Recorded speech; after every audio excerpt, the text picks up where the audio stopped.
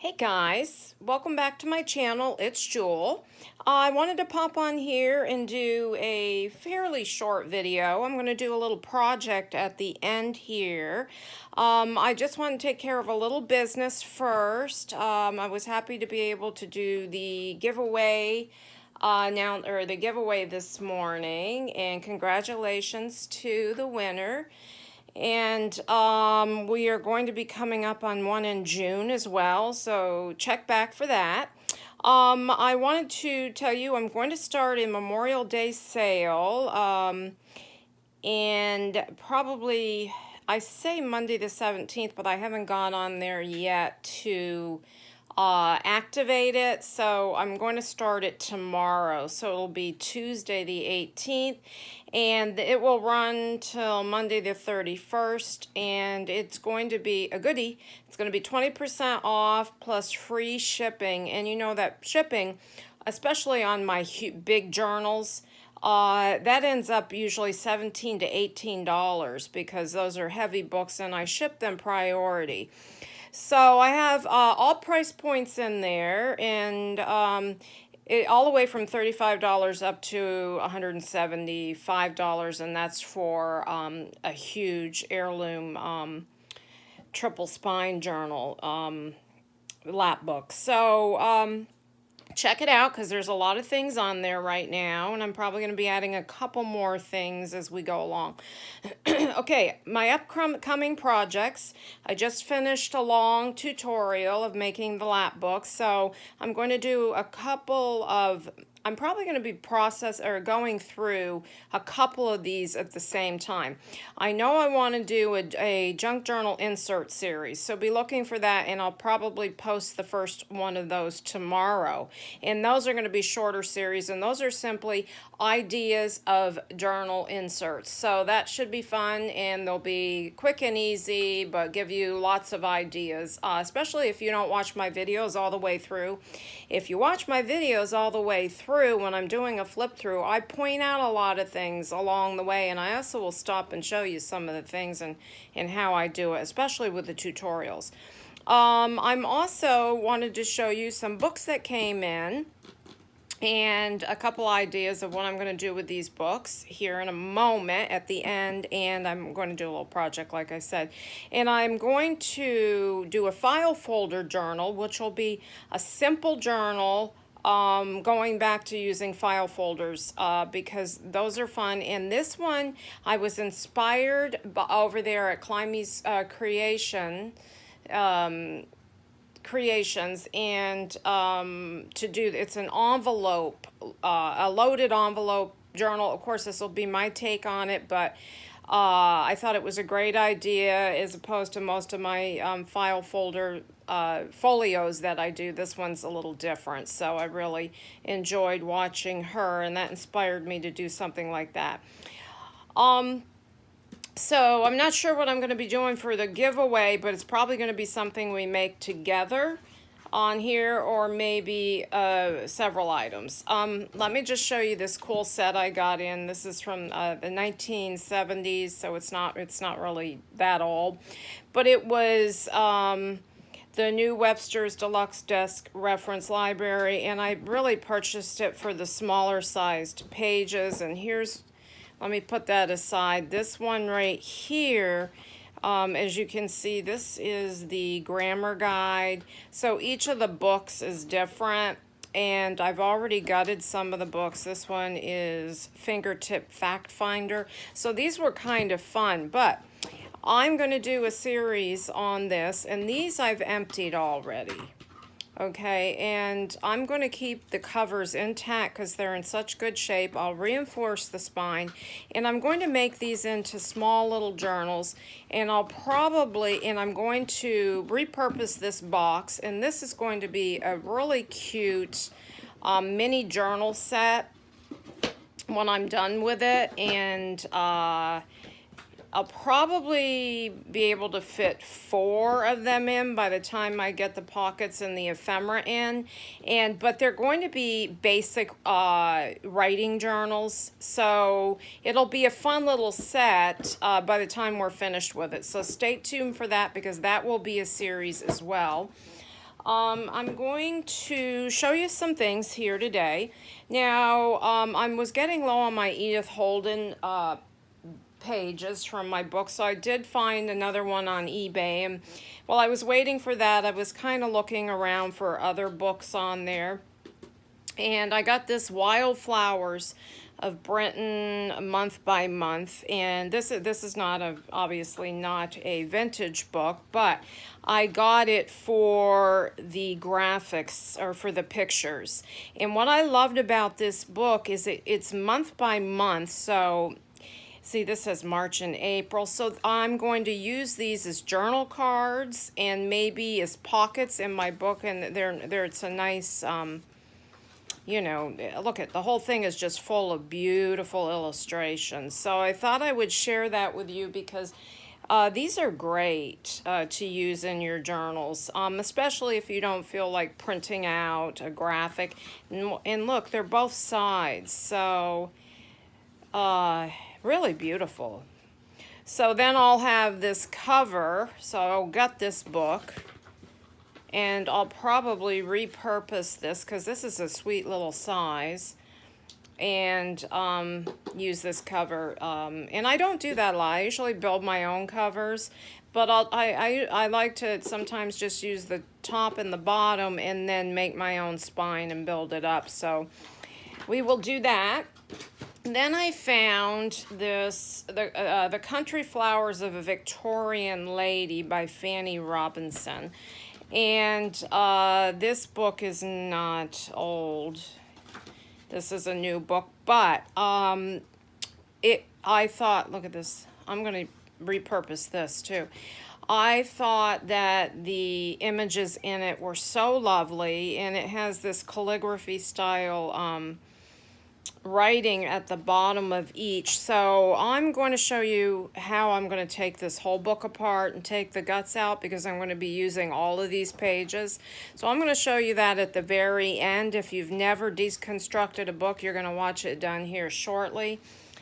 Then I found this on I got this quite a while ago on Amazon, and it's Vintage Garden Ephemera. And I've used some of this, so I just want to show you what this looks like. And you can see in the back here some of the pages I've already cut, and we're going to be using one of these at the end in this project. So these I thought were really pretty and lovely, and the back of the page is nice too, but I'll probably be using most of these as journal cards, and I will back them on some sort of cardstock. So they're just beautiful graphics, as you can see, vintage style. Let me just go through this real quick so you can see. And this was really reasonable. I think it was like $12 or $13, something like that. And, you know, you could... look at this. That one is... I've seen this guy on... I think I've seen him on the Graphics Fairy. That frog. So cute. Oh, the American Bee Journal. I'm going to be doing another bee journal sometime this summer. I've seen a lot of them, and I was inspired to do another one. I did one about a year ago, and it came out fantastic. I actually ended up gifting that to a very good customer of mine that comes back over and over and does orders my books, so I thought that would be a nice gift for her. And so I wanted to show you that. Now, with all that business out of the way, let me take a seat and pull over we've got my Barb the Builder hot glue gun, but in it I have wax seal glue, wax seal, what you call it. Let me show you what they look like. And you can buy these. They're meant for a glue gun, but it's wax. And I have 3 different glue guns, and this one I use just for my wax seals. Okay, so you can see I have an array of colors in here, and Right now, I think I have like a pale pink in there, and here are all of my stamps. So what I have been making, let me pull these aside, is these lovely little parchment paper, not parchment, this is vellum paper envelopes or pouches, and with some baby's breath. So I'm going to show you a couple of ideas of how to do this, and to put the baby's breath in there, and also on coloring your baby's breath if you only have the white baby's breath. I literally just went and got a thing of this at my local grocery store, and this is just the plain, and it is dry now. So this is dried baby's breath, and I thought these would be pretty to add in Happy Mail or as gifts in when I send my journals out, or just to pop in a journal, you know. So I'll show you what we're going to do. We'll make one of these super quick, but I took a piece, and I have lots of ideas of what to do with this, because they're simply little envelopes, that's it. And this one, as you can see, I have colored this, I've sprayed it, and I'll show you how I do that in a minute, with a pinkish color ink. And I just backed, I haven't inked this or anything because I really just wanted to get it done so I could show you. And this is one of the images from that book. And then I just backed it on some cardstock, some manila cardstock, and I'll come in and I'll ink all that and probably decorate this up a bit. And these just will slide right in, or you can put a little tab on them up here peeking out the top, so you can just pop them out. And I thought that made a really pretty little presentation. So I take a piece of vellum, and let me see, well, I don't have, let me grab a piece of vellum. I just purchased my vellum right on Amazon, and they come in different size packs. So now it just depends on, let me get rid of some of these petals, how big of an envelope you want. So you could do a full size, this would be like a ledger size, and just fold it over. But I cut mine down, and I think I cut these in half. And then I'm looking at this, look, okay, yes. So I cut these in half. So then I got 2 envelopes, which would be, this is like a 4x5 or 4x6 envelope, something like that. So that's how I did it, but you can make them any size you want, and you can even make your envelopes look different, you know, whatever shape envelope you want, if you make your own envelopes out of paper. But okay, so what we're gonna do is, let me grab a seal or a stamp. Here's one that's got a tree on it. I simply, and I mean, you couldn't get any easier than this. And then I have one more idea that I'm going to show you here in a moment. So stick around if you've already done this yourself. I mean, these are fun for invitations and things like that. So I just simply cut the size I want, and let me show you what I do when I spray it. Let me see, I just have some Dilutions mica spray here, and this is like a pink color. And you can see now it's a pale pink. And then what I do with my leftover spray is I will take some paper, or coffee dyed paper, and I'll mop it up, and then I get this real pretty, can you see, this is the mica, you can see the mica in it, the shimmer. So I get that look, and these are pretty if I'm doing a project that has pink in it, so I never waste any spray. Or you can, you know, have mop-up paper under it, and you get really neat effects with all different sprays if you choose to do a mop-up paper.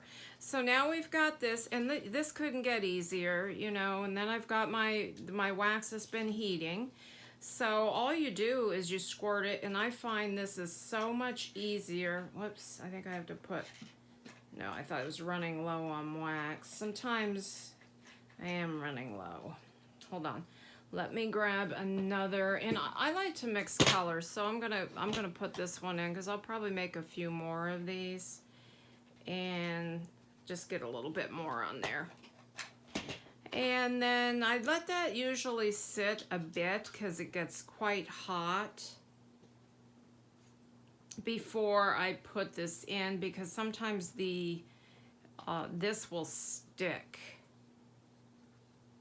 And then just gently put your seal right in there, and I usually wait a couple minutes or a minute or so, and I usually kind of move it to see if it's ready, if it's cool enough to release it. And whoops, not quite yet. I'm kind of rushing this. I should have waited just another second, but I'm gonna go ahead and pull. Well, come on, pull it. Well, wouldn't you know, of course I've made all of these and didn't have a problem, so there we go. Okay, I could have probably waited another second. Let me put that. So then I've got a little tree, and I've got this, and then I can just use this for whatever I want. I got a little ink on there. So there's that.